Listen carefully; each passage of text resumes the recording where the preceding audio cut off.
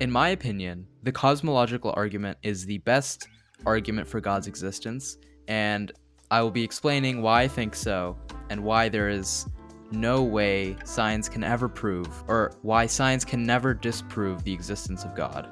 Science explains the workings of the universe, how stars form, how life emerges, etc. But science studies what's inside the universe. By its very nature, it can't explain things that are outside the universe. But that's exactly what the cosmological argument addresses.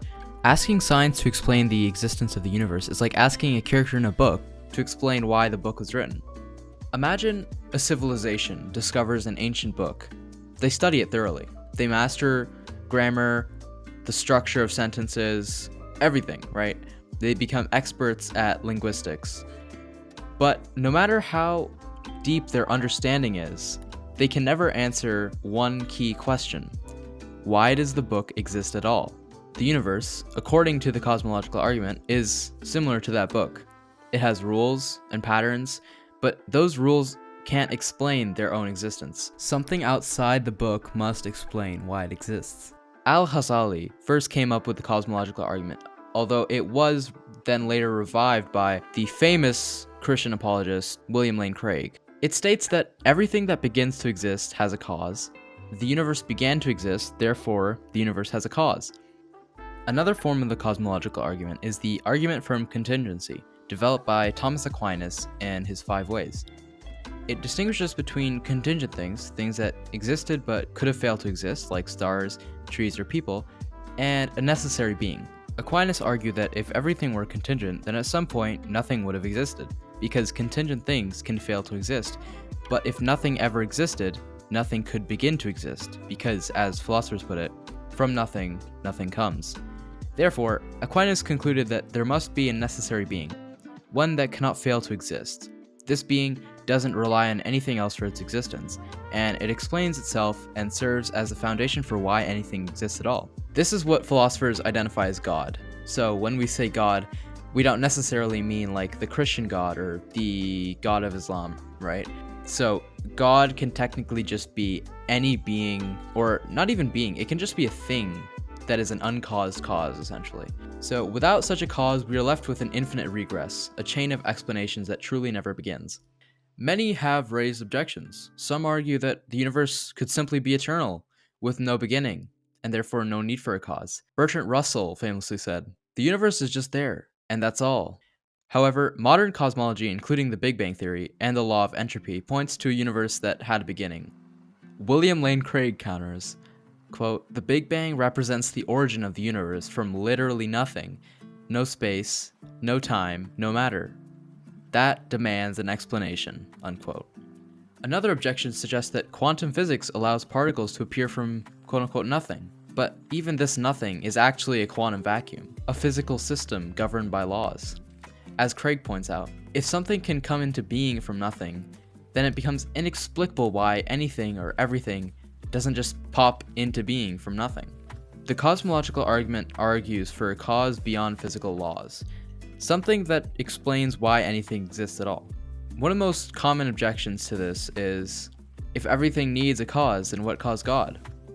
The cosmological argument, however, distinguishes between contingent things, which require causes, and necessary beings, which exist by their very nature. Craig responds, Aquinas would agree that God is complex in his effects, but that doesn't mean God is complex in his essence. In fact, classical theology holds God to be metaphysically simple. In other words, God isn't a being within the universe needing a cause. He's the explanation for why the universe itself exists.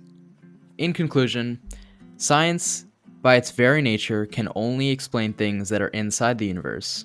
And I often hear an objection where people in the past, they didn't know sort of how we evolved or how we came into being, so they always resorted to sort of the God of the gaps. But then Darwin came around, and then he revolutionized the field of science with his theory of evolution. And people like Richard Dawkins, I love that guy, right? But something he fails to understand is what Darwin did was he uncovered something that was within the bounds of science, something that was explicable by science. But something that resides outside of the universe, something that we will never hope to observe. It's simply absurd to think that science can explain something that's outside of the bounds of science. And for that reason, I think the cosmological argument is the best argument for God's existence. Now, one key distinction here is that the cosmological argument doesn't prove the existence of a theological God, for example, like the Christian God or the God of Islam. I already said this, but it does prove that there must be a necessary being, and that can be a deity. It can be sort of just this thing that is all powerful that doesn't necessarily have to be a god, but and that's personally what I think. I think I'm more of a deist because I think there is a necessary being, but I don't think that necessary being would interfere with human affairs, So I would say I'm more of a deist when it comes to that. But yeah, I think the atheist argument that the universe just popped into existence, or when people say they don't know where it came from, I think that's a bit intellectually dishonest. If you say you don't know, but you do know about the cosmological arguments, I think it's flawed to say that you don't know and you're hoping that science will one day uncover the truth. But I think that line of thinking is inherently flawed, as I said before, because science can never prove why the universe exists. So with that, I conclude this video, and yeah, I would say I would still say I'm an atheist though, but I'm a deist, if you know what I mean. Anyways, guys, I'll catch you on the next one. See ya.